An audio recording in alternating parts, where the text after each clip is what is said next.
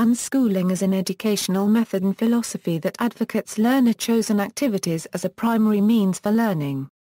Unschooling students learn through their natural life experiences including play, household responsibilities, personal interests and curiosity, internships and work experience, travel, books, elective classes, family, mentors, and social interaction. Unschooling encourages exploration of activities initiated by the children themselves, believing that the more personal learning is, the more meaningful, well understood and therefore useful it is to the child. While courses may occasionally be taken, unschooling questions the usefulness of standard curricula, conventional grading methods, and other features of traditional schooling in the education of each unique child. The term unschooling was coined in the 1970s and used by educator John Holt, widely regarded as the father of unschooling. While often considered a subset of homeschooling, unschoolers may be as philosophically separate from other homeschoolers as they are from advocates of conventional schooling.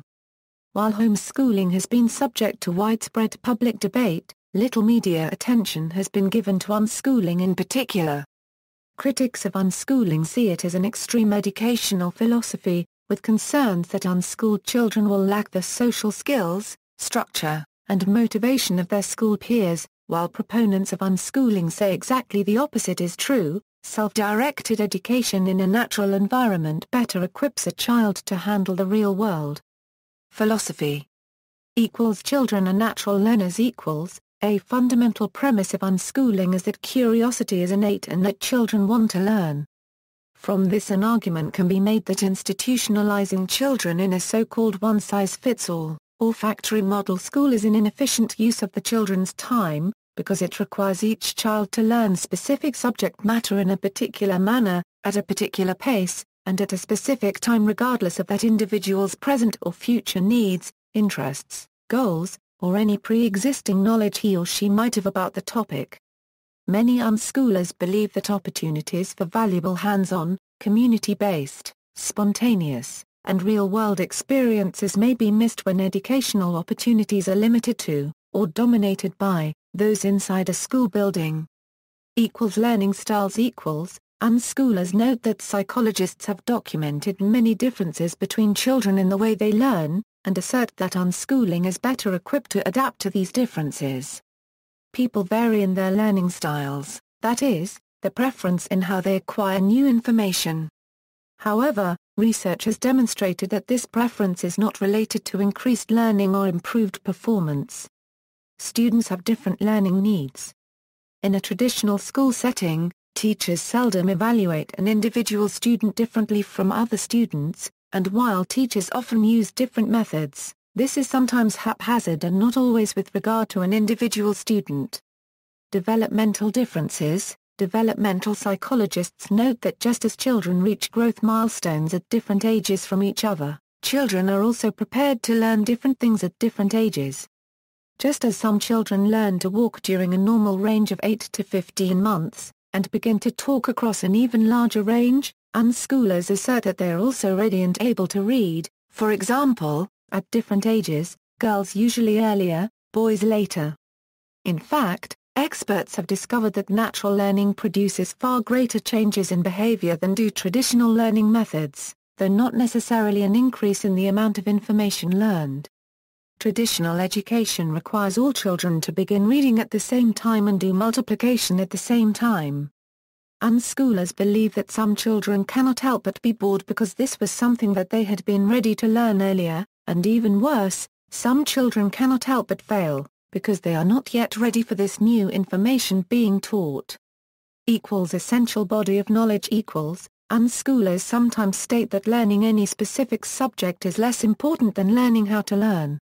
They assert, in the words of Holt, "Since we can't know what knowledge will be most needed in the future, it is senseless to try to teach it in advance. Instead, we should try to turn out people who love learning so much and learn so well that they will be able to learn whatever must be learned." It is asserted that this ability to learn on their own makes it more likely that later, when these children are adults, they can continue to learn what they need to know to meet newly emerging needs, interests, and goals. and that they can return to any subject that they feel was not sufficiently covered or learn a completely new subject. Many unschoolers disagree that there is a particular body of knowledge that every person, regardless of the life they lead, needs to possess.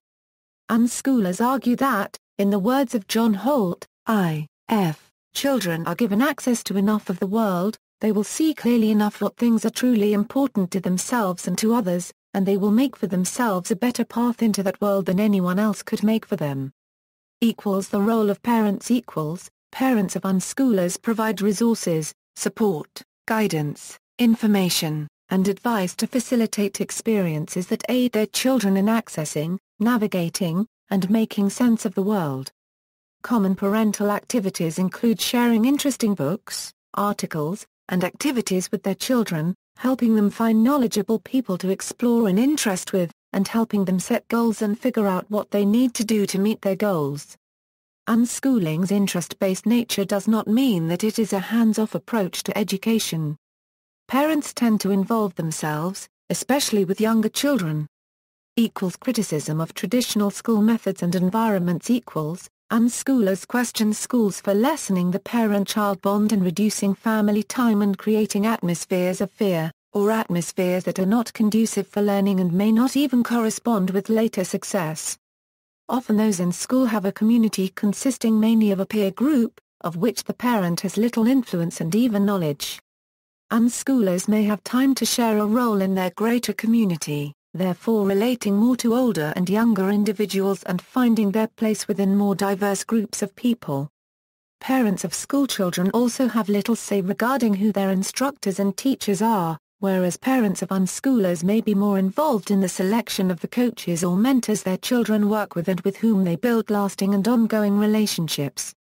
According to unschooling pioneer John Holt, the anxiety children feel at constantly being tested, their fear of failure, punishment, and disgrace, severely reduces their ability both to perceive and to remember, and drives them away from the material being studied into strategies for fooling teachers into thinking they know what they really don't know. Proponents of unschooling assert that individualized, child-led learning is more efficient and respectful of children's time, takes advantage of their interests, and allows deeper exploration of subjects than what is possible in conventional education. Unschoolers may question the school environment as one that is optimal for daily learning. According to Brain Rules by John J. Medina, if you wanted to create an education environment that was directly opposed to what the brain was good at doing, you probably would create something like a classroom. According to the Victorian Institute of Teaching here, 15. Studies about student academic achievement and building condition conclude that the quality of the physical environment significantly affects student achievement. There is sufficient research to state without equivocation that the building in which students spend a good deal of their time learning does in fact influence how well they learn. Research has acknowledged that student achievement lags in shabby school buildings. Others point out that some schools can be non-coercive and cooperative, in a manner consistent with the philosophies behind unschooling. Sudbury Model Schools are non-coercive, non-indoctrinative, cooperative, democratically run partnerships between children and adults, including full parents partnership, where learning is individualized and child-led, and complements home education. Success and schooling also show little correlation according to some studies, and this is a subject for debate. In the United States, school often takes a well-rounded approach that may attempt to compensate for students' weaknesses rather than building upon individual strengths and skills that they will eventually utilize professionally. Further, many highly successful people, including U.S. presidents, scientists, actors, writers, inventors, and educators were homeschooled or dropped out of school, suggesting that education is a matter of curiosity and desire rather than academic achievement. History and usage. The term unschooling probably derives from Ivan Illich's term deschooling, and was popularized through John Holt's newsletter Growing Without Schooling. In an early essay, Holt contrasted the two terms. GWS will say unschooling when we mean taking children out of school, and deschooling when we mean changing the laws to make schools non-compulsory. At this point the term was equivalent with homeschooling. Subsequently, Homeschoolers began to differentiate between various educational philosophies within homeschooling. The term unschooling became used as a contrast to versions of homeschooling that were perceived as politically and pedagogically school-like, using textbooks and exercises at home, the same way they would be used at school. In 2003, in Holt's book Teach Your Own, Pat Fehringer, co-author of the new edition, provided a definition. When pressed, I define unschooling as allowing children as much freedom to learn in the world as their parents can comfortably bear. In the same passage, Holt stated that he was not entirely comfortable with this term, and that he would have preferred the term living. Holt's use of the term emphasizes learning as a natural process, integrated into the spaces and activities of everyday life, and not benefiting from adult manipulation. It follows closely on the themes of educational philosophies proposed by Jean-Jacques Rousseau, Paul Goodman, and A.S. Neal. At Holt's death, the newsletter GWS ceased. Thereafter, a range of unschooling practitioners and observers defined the term in various ways. For instance, the Free Child Project defines unschooling as the process of learning through life, without formalized or institutionalized classrooms or schoolwork. New Mexico homeschooling parent Sandra Dodd proposed the term radical unschooling to emphasize the complete rejection of any distinction between educational and non-educational activities. Radical unschooling emphasizes that unschooling is a non-coercive, cooperative practice, and seeks to promote those values in all areas of life. These usages share an opposition to traditional schooling techniques and the social construction of schools. Most emphasize the integration of learning into the everyday life of the family and wider community. Points of disagreement include whether unschooling is primarily defined by the initiative of the learner and their control over the curriculum, or by the techniques, methods, and spaces being used. Home education. Unschooling is a form of home education, which is the education of children at home rather than in a school. Home education is often considered synonymous with homeschooling. Unschooling contrasts with other forms of home education in that the student's education is not directed by a teacher and curriculum. Unschooling is a real-world implementation of the open classroom methods promoted in the late 1960s and early 1970s, without the school, classrooms or grades. Parents who unschool their children act as facilitators, providing a range of resources, helping their children access, navigate, and make sense of the world, and aiding them in making and implementing goals and plans for both the distant and immediate future. Unschooling expands from children's natural curiosity as an extension of their interests, concerns, needs, goals, and plans. Socialization. Concerns about socialization are often a factor in the decision to unschool. Many unschoolers believe that the conditions common in conventional schools, like age segregation, a low ratio of adults to children, a lack of contact with the community, a lack of people in professions other than teachers or school administration, an emphasis on the smarter children, shaming of the failing children, and an emphasis on sitting, create an unhealthy social environment. Commonly, unschooling is said to broaden the diversity of people or places, which an unschooler may access, while simultaneously noting that, compared to many student populations, unschoolers may be more selective in choosing peer groups, mentors, etc. Unschoolers cite studies that report that home-educated students tend to be more mature than their school peers, and some believe this is a result of the wide range of people they have the opportunity to interact with. Critics of unschooling, on the other hand, argue that unschooling inhibits social development by removing children from a ready-made peer group of diverse individuals. Criticisms. Questions about the merits of unschooling raise concerns such as the following: socialization. Schools provide a ready-made group of peers, but unschooled children need other ways to make friends in their age group. Isolation. A child might not encounter people of other cultures, worldviews and socio-economic groups if they are not enrolled in a school.